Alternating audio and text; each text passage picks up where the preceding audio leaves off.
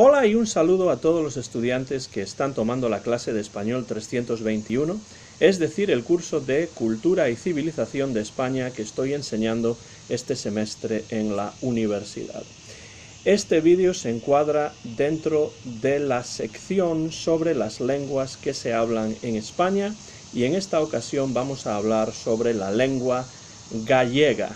El gallego es una de las varias lenguas oficiales de España, hablada en Galicia y en las zonas cercanas geográficamente a Galicia, en el noroeste de España, por unos 3 millones de hablantes en Galicia y otro 1,5 millones de hablantes que viven fuera de España, producto de las diferentes olas de emigración que han tenido lugar a lo largo de la historia.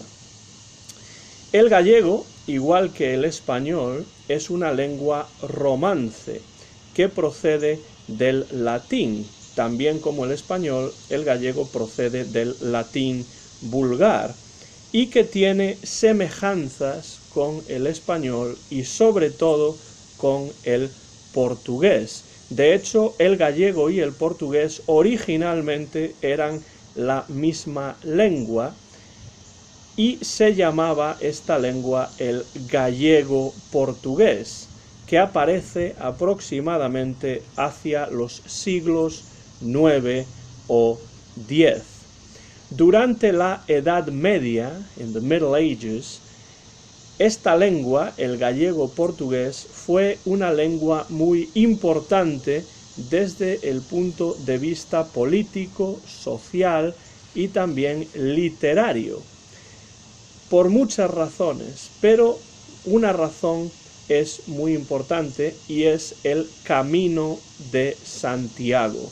Muchos peregrinos, pilgrims, llegaban a Galicia a través del Camino de Santiago y entraban de esa manera en contacto con la lengua gallega y también con la poesía de los trovadores, troubadours, gallego-portugueses. Estos trovadores eran poetas que escribían en gallego-portugués sus composiciones, sus poemas, sus canciones, y el gallego-portugués se utilizaba para la poesía incluso fuera de Galicia e incluso por el famoso rey Alfonso X el Sabio. Es decir, el gallego-portugués en esa época, en la Edad Media, era una lengua que tenía un prestigio literario y social muy importante. Voy a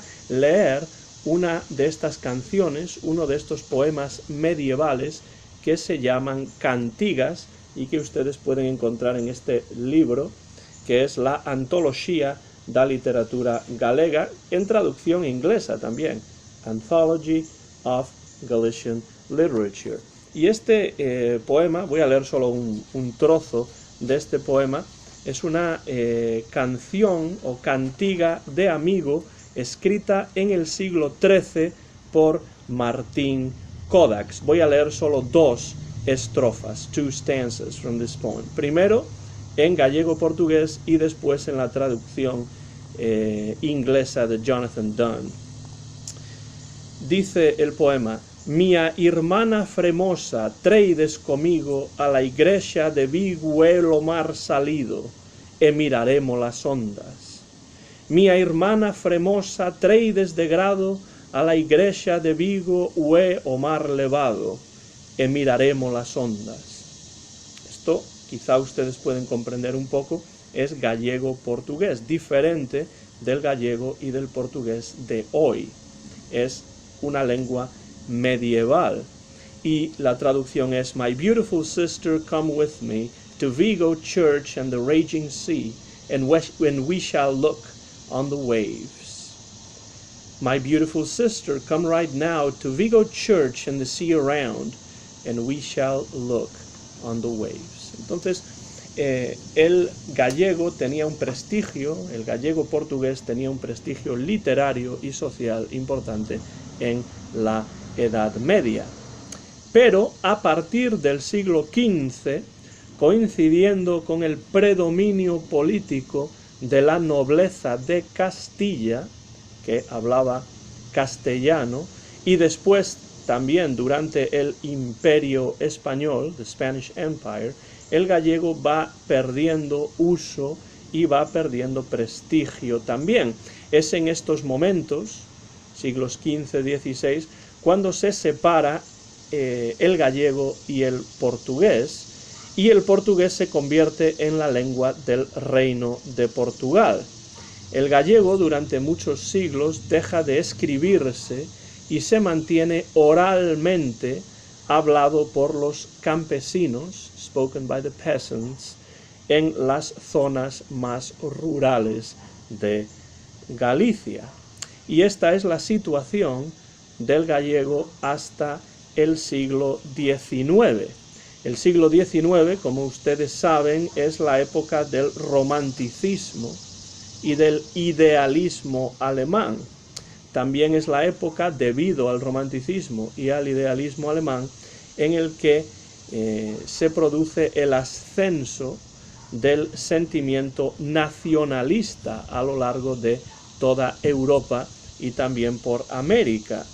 Es en esta época también, en el siglo XIX, cuando se recupera el uso del gallego, y a esto se le llama el rexurdimento o renacimiento, renaissance, de la lengua gallega, pero no solo de la lengua, sino también de la literatura y de otros aspectos históricos, políticos y culturales. Ahora, en el siglo XIX, hay un mayor interés por la tradición cultural y lingüística de Galicia y también de otras partes de España.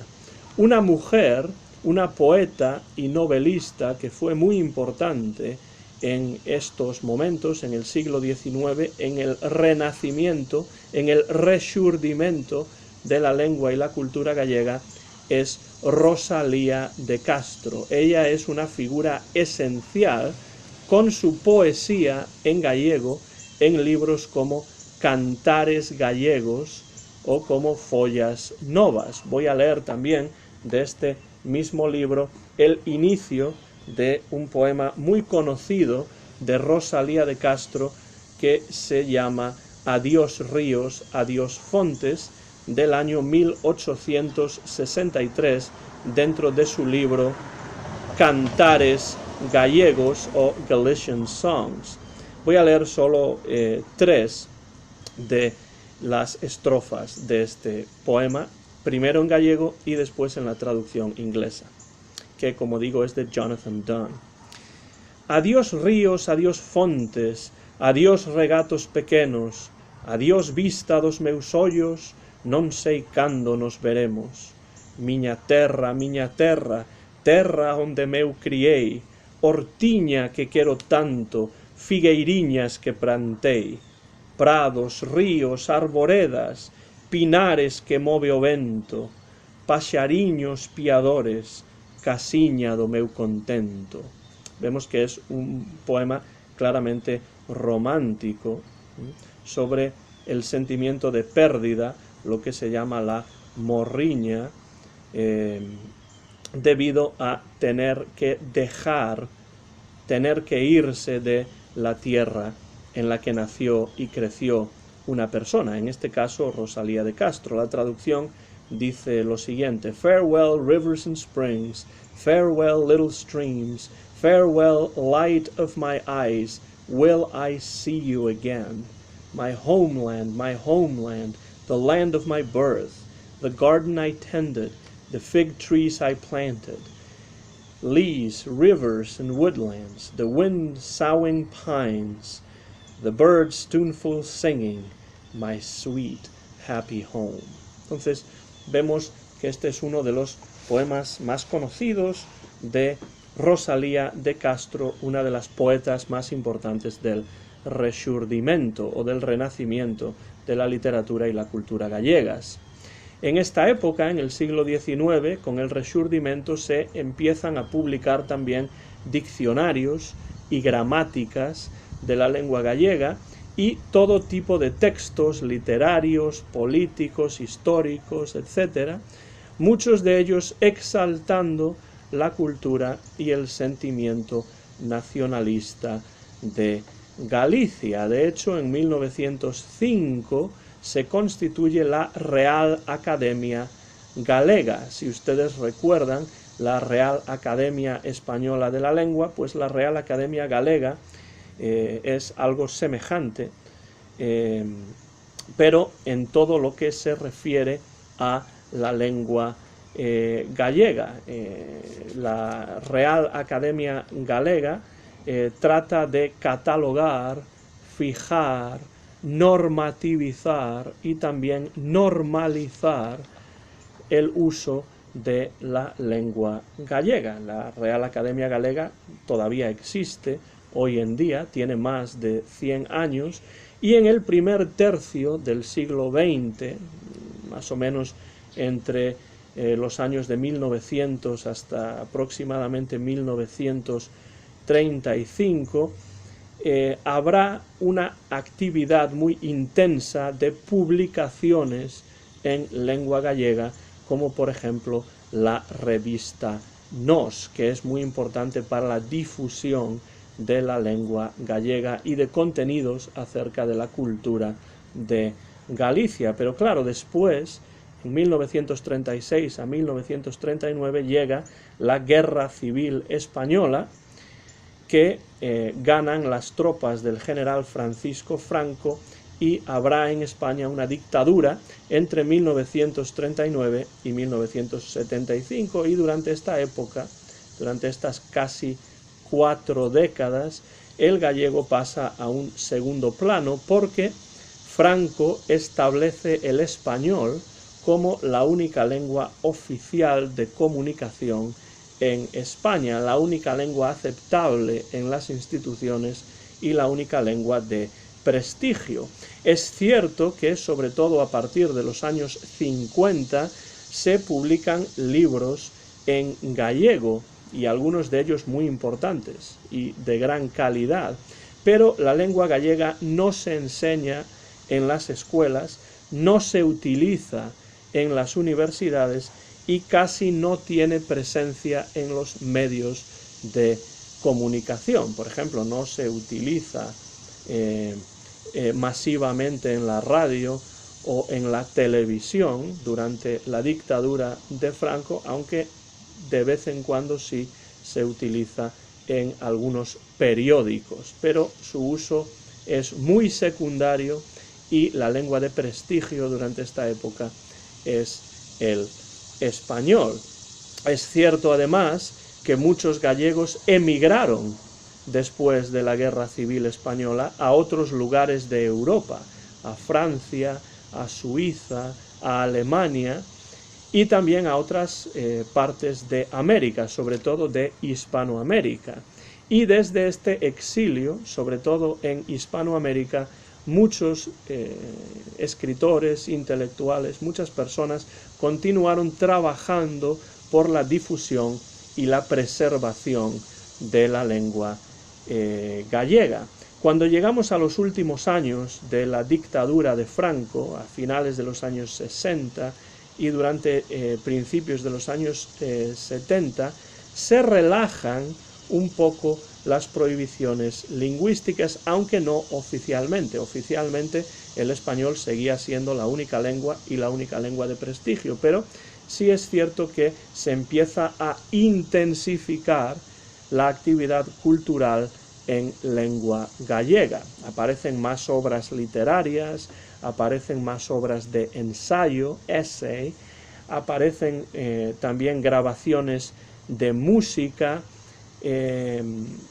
se difunden también algunas expresiones folclóricas del folclore gallego y se crea incluso el Instituto da Lingua Galega, con lo cual se intensifica la presencia del gallego en la cultura, aunque no de una manera oficial durante estos últimos años de la dictadura franquista. Después de la muerte de Franco en 1975, con la llegada de la democracia y sobre todo después de la aprobación de la Constitución española de 1978, el gallego se convierte en lengua cooficial en Galicia. Es decir, el gallego es, junto con el español, la lengua oficial de Galicia y vuelve a tener presencia en las escuelas donde se enseña la lengua gallega. Muchas de las clases en las escuelas son en gallego, se enseña también la literatura gallega. También tiene presencia en las universidades, en los medios de comunicación, hay periódicos en lengua gallega, hay televisión en lengua gallega, la televisión de Galicia, hay radio también en gallego, la Radio Galega, y la lengua gallega se normativiza y se normaliza en su uso tanto por parte de las personas en la calle, en los medios rurales y en los medios urbanos, y también de manera oficial, y esto es importante, en las instituciones gallegas. Y ese es el estatus que tiene la lengua gallega en la actualidad en la comunidad autónoma de Galicia. Terminamos así este vídeo.